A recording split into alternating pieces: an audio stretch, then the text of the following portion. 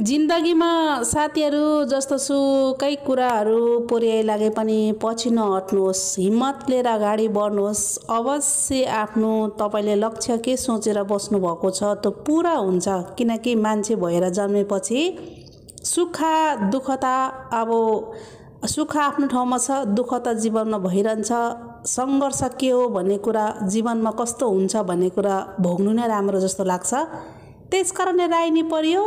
आफू त पछि हट्ने बानी छैन, अगाडि नै हट्ने बानी छ भन्दै जस्तो सुकै कठिन स्थिति परिस्थिति आइलागे पनि राईको छोरी हुँदैन है कमजोरी भन्दै आफू त अगाडि बढ्ने मान्छे हो। त्यही भएर सबैजना छोरी मान्छेहरूलाई के आग्रह गर्न चाहन्छु भने तपाईँ हिम्मत नहार्नुहोस्।